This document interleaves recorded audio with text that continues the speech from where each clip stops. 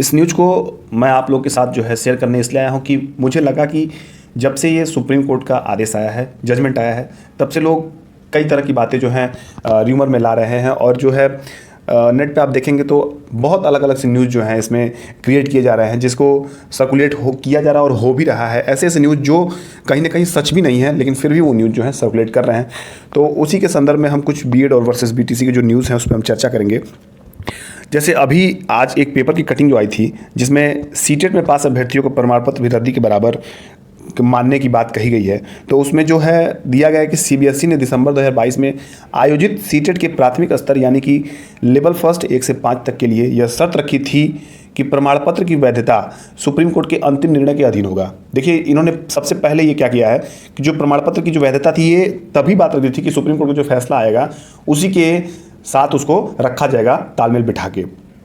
और साफ है कि जिन बीएड अभ्यर्थियों ने प्राथमिक स्तर की सीटेट पास की है, उनके लिए सीटेट द्वारा दिए गए प्रमाणी पत्र जो है वो रद्दी के टुकड़े के बराबर है।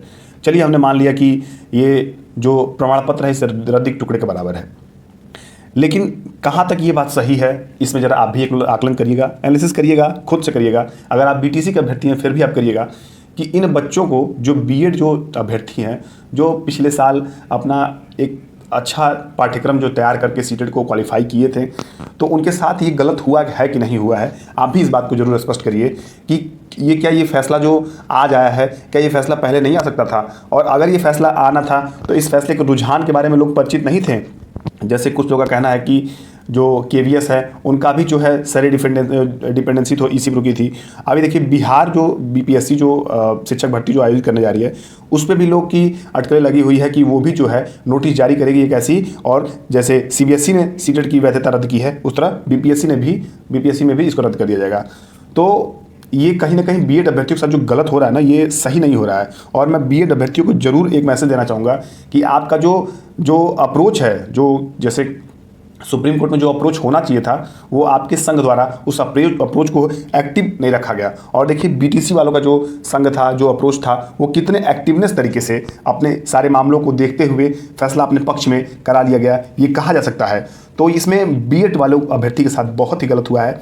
अगर ये चीज़ बीटीसी के साथ हुई है, आज अगर ये खुशी मना रहे हैं, तो कुछ फैसले, अगर यही फैसले अगर आज दोनों के लिए आ गए होते तो बीटीसी के मन में उदासीनता जरूर होती। तो आप बहुत ज़्यादा खुश मत होइए।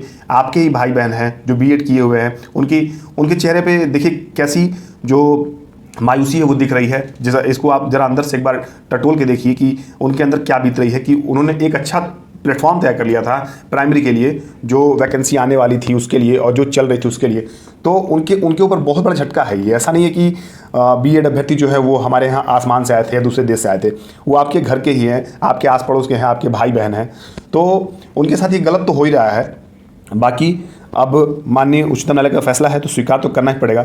लेकिन मैं आपसे जरूर कहूँगा कि जो भी बीएड अभ्यर्थी हो, इसके साथ जो है आपको अपने कदम जो है पीछे नहीं रखने हैं। आप अपने संघ को और मजबूत करिए और इसके खिलाफ, यानी कि इस आदेश के खिलाफ जो है आप जो है एक बार फिर से जो है अपनी अपील जो है वो सुप्रीम कोर्ट में दाखिल करिए और देखिए क्या कुछ चीज़ें बदल सकती हैं। अगर बदलने लायक होंगी तो उन पे भी अपने संघ के अनुरूप, अपने संघ के अनुसार उसको क्रियान्वयन करने का प्रयास करिए। जो कुछ चीज़ें हो सकती हैं, मुझे देखने में आ रहा है कि अब जो है बीएड की जो अभ्यर्थी हैं थोड़े एक्टिव हो रहे हैं, तो यही थोड़ा पहले एक्टिवनेस दिखाए होते तो शायद कुछ फैसले अलग हुए होते। लेकिन चलिए, कोई बात नहीं, फैसले का स्वागत सभी लोग कर रहे हैं तो अब किया जाए, क्योंकि माननीय उच्चतम न्यायालय का फैसला है। ये कोई जनपद न्यायालय कोर्ट का फैसला नहीं है, चाहे किसी भी अन्य कोर्ट का फैसला नहीं है, ये सुप्रीम कोर्ट का फैसला है। तो बहुत घबराने वाली बात नहीं है। आप अपनी तैयारी जो है वो रखिए। और रहेगी बात कि सीटेट का एग्ज़ाम जो है, लोग बता रहे हैं कि 1 से 5 तक के जो पेपर हैं वो इनका देने कोई मतलब नहीं है। आप देने तो जाएंगे ही हर हाल में, सीटेट का प्राइमरी का नहीं, लेकिन आप जो जूनियर का पेपर है यानी कि 6 से 8 तक का पेपर है वो आप देने जाएंगे और उसी सेंटर पर जाएंगे।